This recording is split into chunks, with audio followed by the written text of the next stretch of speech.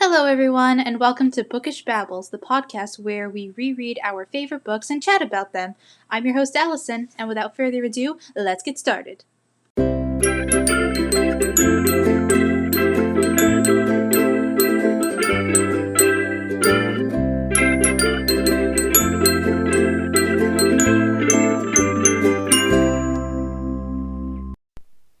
Hi, everyone, and welcome to this week's episode of Bookish Babbles. So this week we're doing something a little unplanned. So this week I was supposed to be the episode where we talked about chapters 4 to 6 of The Ballad of Songbirds and Snakes, but I live in New England, and if you hadn't heard, over the weekend we got a pretty big blizzard, messed with our power and internet connection, so basically I don't have the episode ready, and I didn't want to stress myself out, stay up all night trying to get it done. But I still wanted to get an episode out this week, so I thought it'd be fun to do something different, and I decided to do the Disney book tag. Yay! This was a tag made back in 2015, I think, 7 years ago. Oh, what is time? I don't know. But anyway, for those who don't know what a book tag is, it's essentially just a series of questions that usually go along with a theme, in this case Disney, and they're book related. And when I was in high school, I used to get up early and watch book tag videos while I ate breakfast and got ready for school, and I've always kind of wanted to do them, so now I'm doing it. Woo! So this tag was originally created by Kat over at Katie Tastic on YouTube. She was one of the original booktubers I started watching. So yeah, I'll link that in the show notes, and without further ado, let's get started. Alright, so the first question is The Little Mermaid. Name a character who's out of their element, a fish out of water. Ha ha ha, very funny. So for this question, I decided to go with Kath from Fangirl by Rainbow Rowell. So for those who haven't heard of this book, Kath is a girl who's starting her freshman year of college, and I think anyone who starts college or a new school or goes to any new setting, you feel very, very out of place while you're there. And Kat's very introverted and shy, but she's famous on the internet for writing fan fiction, or rather her username is famous for writing fan fiction for Simon Snow, which is essentially her universe's version of Harry Potter. And I remember when this book came out, I think in 2013, 2014, I don't know. I remember being in high school when this book came out, and this was really big on YouTube, and understandable because it's a main character who's shy, spends a lot of time on the internet, and reads book. Hashtag relatable. So yeah, it is genuinely one of my favorites, and I think I need to reread it soon. I might reread it for this podcast. Anyway, on to the next question. Alright, next question. Snow White, a book with an eclectic cast of characters. So for this one, I decided to go with the Heroes of Olympus series by Rick Riordan. And I just want to say, ever since it was announced that the Percy Jackson series got officially greenlit, it's happening, I want to apologize for everyone in my life, for the person that I will become. I will be completely insufferable, and I'm sorry, but also not sorry. But yeah, this is Heroes of Olympus, Percy Jackson, all those books are top 3, some of my favorite series of all time. I definitely plan on reading those books next for this podcast after we get through the Hunger Games, because those are the books that I grew up with. I was 12 when I read Percy Jackson for the first time. All the books in the original series were out at that point, and basically, as I was going through middle school and high schools when the Heroes of Olympus books came out, I got those books the day they came out, and I read them 2 or 3 days later, and then agonized over every cliffhanger that I had to wait a year, even though, I did it to myself because I was impatient and I read them all the day they came out. but yeah, it's just genuinely those characters are some of my favorites, Hazel, Frank, Piper. I love them all so much, and they're like, and I do think that like Here's Olympus series has like not at 9 different narrators at certain points. I think, wait, 9? Did I count? Yes, 9.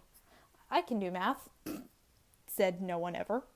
Um, but like, and each narrator, like, they can carry their own solo book. Like, all of them are genuinely like interesting characters, and I do really love all of them, which is somewhat of an unpopular opinion in the fandom, I think. But yeah, I I love the series. On to the next question. All right, next is Cinderella. And by the way, I think we as a society, especially in the 2000s, owe specifically Disney Cinderella an apology, because she's essentially like a victim of child abuse, and yet all I remember hearing growing up was that, oh, Cinderella's weak, she needed a man to save her. First of all, she just wanted a night off. She went to the ball, danced with the man she fell in love with. I mean, that part's unrealistic, but it's Disney. What do you expect at that point? She didn't even know it was the prince she was dancing with until she because as she was leaving, the prince says she says oh, I haven't met the prince yet, and the prince was like, wait, what? You didn't know it was who I was? Oh my god. And she didn't know till afterwards, so she genuinely fell in love with him as a person. Supposedly, we didn't hear any conversations they had, but again, whatever. Movies made in the 50s, it's not going to be perfect. But again, we are too hard on Cinderella, and again, she's a victim of abuse since she was a child, so I believe she deserves some happiness at the end, and she was not obsessing over the prince. That was the stepsisters. Anyway, that was my unnecessary tangent defending Cinderella, but moving on. So the question that's relevant to this tag is to name a character who goes through a major transformation, and for this one I chose Matthias from Six of Crows, because he has anyone who's read the series knows he has an incredible character arc. Like, Matthias at the beginning of Six of Crows is very different from the one from who he becomes at the end of Crooked Kingdom, and it makes me I'm not gonna say anything, but again, I apologize for the person I will become when the new season of Shadow and Bone comes out. We see all the crows together. Like what's his name? Who they cast as Wylan? Like, I haven't even seen him act as the character yet, but just from the pictures alone and seeing him with the rest of the crows, I'm like, it's perfect. Everything's perfect, because so far the show has been so spot on with the casting, especially for the crows. Like, this is just gonna be the best thing ever. And the people they cast for Tolia and Tamar, I can't wait to see them. I can't wait to see their interactions with Alina, and of course, Nikolai's gonna be great too. And anyway, that's another unnecessary side tangent. Maybe I should just call this section of the show the unnecessary side tangent part. Anyway, so Matthias from Six of Crows, he has the best character transformation arc, one of the best ones I've ever seen. Alright, next is Sleeping Beauty, a book that put you to sleep, and this was fairly easy for me to come up with. Great Expectations by Charles Dickens.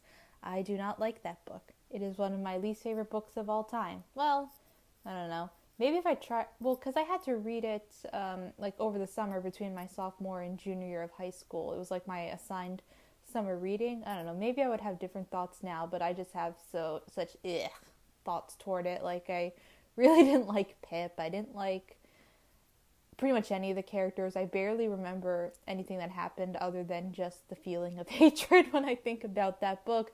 And it was so disappointing because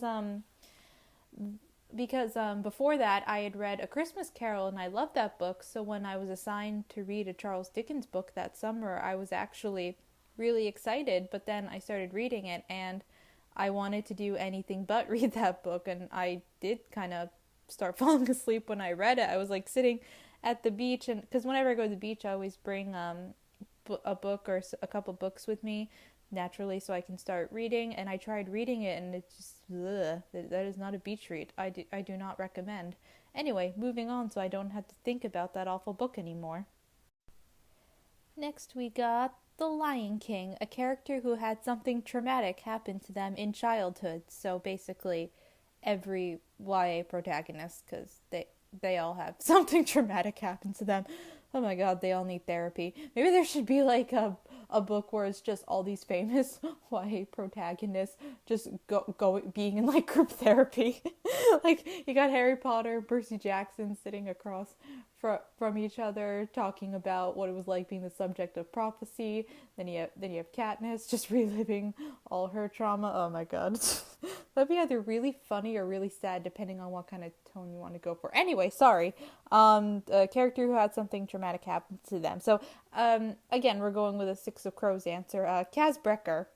Again, if you've read Six of Crows, you know his backstory, and I'm like 90% sure that season 2 of Shadow and Bone will dive into his backstories, and I'm both excited but also not ready to see that brought to life on screen. And for those who haven't read the books and are just watching the show, oh boy, they are in for quite the episode when that happens. I'm gonna need a bottle of wine for that one, maybe 2.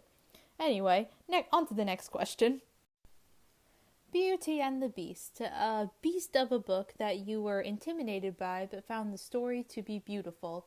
By the way, Beauty and the Beast is one of my favorite movies ever. Anyway, so my answer for this question is Dune by Frank Herbert. So this is just like one of those like books that had been on my like bucket list for about the past 10 years now, I want to say. Like I had a copy for a while, but I never read it because I was, intimidated because it's like big book, like classic sci-fi. Expectations were high because everyone's like, oh, it's like the best sci-fi book ever written. Like it was really good though.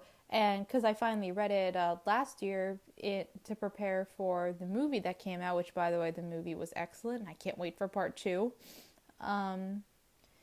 So yeah, I finally read it, and I really did like the story, and I do want to eventually read the other books too. Maybe by the end of this year, at least read 1 or 2 more. But yeah, that's my answer. Okay, next is Aladdin, a character who gets their wish granted for better or worse. Weirdly, I kind of struggled with this one a little bit, but I think I chose a pretty good one. So I decided to go with Emma from One True Loves by Taylor Jenkins Reid. If that author's name sounds familiar, she's pretty famous for The Seven Husbands of Evelyn Hugo, Daisy Jones and the Six, like her more like recent like historical fiction ones. But before that, she wrote some like contemporary romances, and I've read a couple. They're really good. And in fact, I think next to Evelyn Hugo, One True Loves might be my favorite. But it's basically it's the plot of the movie Castaway. Emma's married to her high school sweetheart, and they're happy living life, blah blah blah. He goes missing, he's presumed dead. Then 5 years later, she's engaged to someone else, and Jesse, her husband, comes back. Oh no!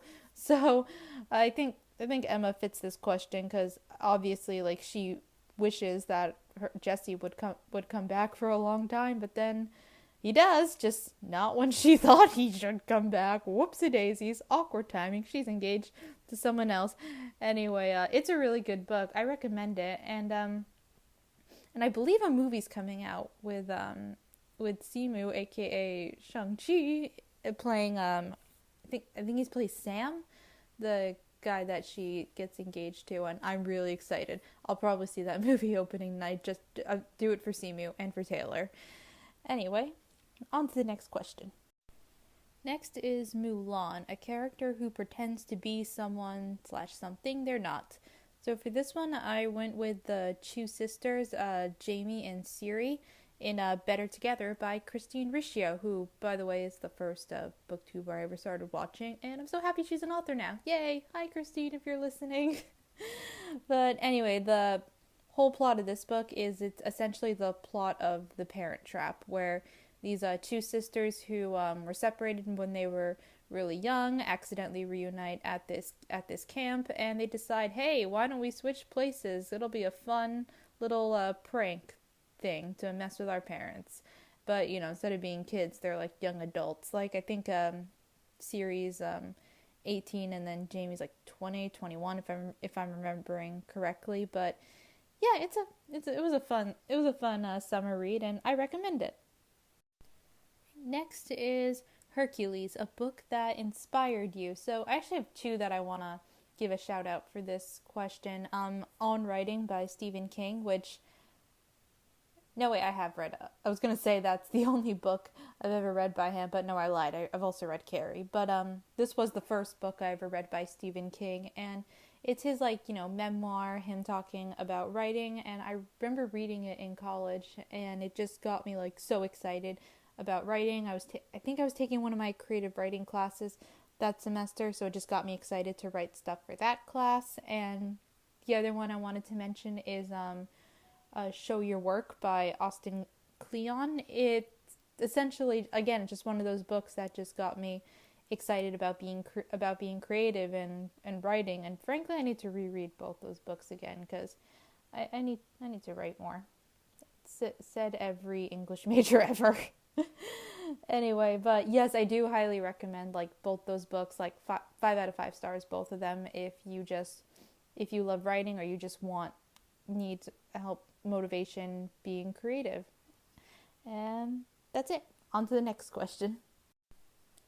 Okay, Toy Story, a book with characters you wish would come to life. Woo! So for this one, I went with the characters and slash the setting and world, I guess, in The Bookshop of Dust and Dreams by Mindy Thompson. This is a really cute, like, middle grade historical fantasy. I don't know how to define that genre. But basically, the main character, her family owns this magical bookshop where there's all different types of books from all different periods of time, and like multiple people from different eras in time can visit the shop. Like someone from the 80s is there, who's a regular. Someone like from like present day our time, and then like I think someone from like 1912 or around that time too. But our main character, like their family, they're living in like the 1940s, and it's a really cute story. Like it's a book I would recommend for anyone who like loves books and loves bookshops, and that's a place I would really want to visit. I would love to, hang out in that bookshop with that family all day. Sounds like paradise. All right, Disney Descendants, favorite villain or morally gray character. And this was hard because there's like a lot of pretty good ones to choose from, but I decided to go with a classic for me, and that's Luke from the Percy Jackson series. And just to be clear, I'm not like a quote-unquote Luke stan. Like, I don't approve of what he does, obviously, because, he does terrible things to Percy and the other campers, and is kind of low-key grooming Annabeth. I don't know how to feel.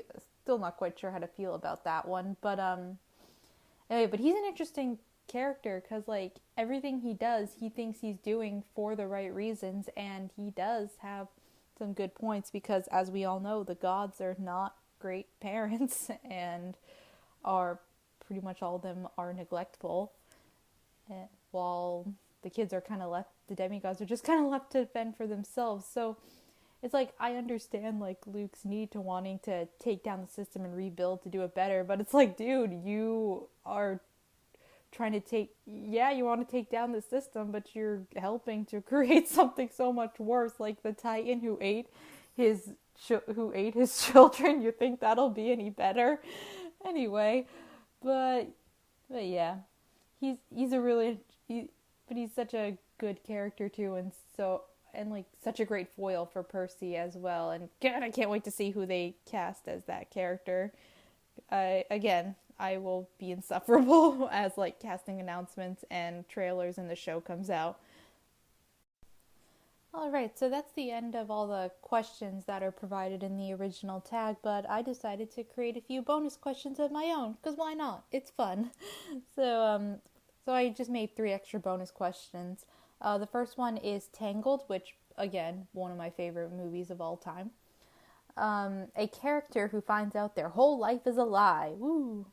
So I went with Clary from City of Bones, and mild spoilers, I guess, but yeah, book's been out, I feel like forever now, and most of us are familiar with at least with the plot of The Mortal Instrument. So Clary's your typical YA heroine living a normal life in New York City with her mom and her best friend. Life's good, and then oh no, she gets attacked by demons and her mom goes missing. Turns out she's a shadow hunter, magical angel warrior. Woo! So yeah, she's not normal. So yeah, her whole life she finds out is a lie, and it's extra messed up because, again, mild spoilers for the first book, but she finds out that she did have memories of like the supernatural world, but her mom would purposely take her to see a warlock named Magnus Bane to alter her memories so she would forget about all the supernatural encounters, which is low-key kind of messed up, Jocelyn. And again, they need therapy after that. But yeah, that's the answer. Alright, next in the bonus questions by me, Peter Pan, a book where stars play an important role. And quick shout out to my friend Sarah who helped me come up with this question. Hi Sarah, thank you again. So I weirdly struggled with this one, and it took me an embarrassingly long time to think of a good one when a perfectly good answer was like staring me right in the face. And I do mean that because I have a copy of this book on my bookshelf at home, like in my view. It's sad that I didn't think of it sooner. But Stardust by Neil Gaiman. Stars play a very important role. It's in the title, and one of the main characters is literally a fallen star, and that's all you need to know. Alright, and the last and final question of the bonus ones and of the entire tag is Encanto. Favorite fictional dysfunctional family, or functional. Take your preference, I guess. And this can be, biological or found family. And by the way, Encanto is streaming on Disney Plus. Everyone should watch it. No one is paying me to say this. I just genuinely think it is a fantastic movie, and everyone should see it if you can. Anyway, so the answer to the question of my favorite family, and I tried to think of something different other than like the Weasleys, because that's the first one that always comes to mind. But for this one, I want to say the Riva. I don't know if I'm saying this right. Riva family from Malibu Rising by Taylor Jenkins Reid. Another excellent book that came out last summer, and I really loved it. Like 5 out of 5 stars. I think I've yet to read a Taylor Jenkins Reid book where it's like below a 4.5 out of star rating. Like all of her books that I've read so far have been at least like 4.5 out of 5 stars. But yeah, I love the siblings in this book. They're all because they're all their own like unique characters, and they're all they're there for each other, and it's really sweet. Like the parents maybe not always the best parents. The mom's better than the dad, but like all the siblings are very sweet with each other. And again, another book I want to reread. I'm just giving myself like endless books to read and reread now at this point. But anyway, with all that said, that is the last question and the end of the tag. So next week we will be back to our regularly scheduled programming. We're going to be talking about chapters 4 to 6 of The Ballad of Songbirds and Snakes by Suzanne Collins. And with all that said, I have nothing else in my notes, so it's getting late. I need to go to bed and eat dinner. So have a good night, everyone, and I will talk to you next week. Bye!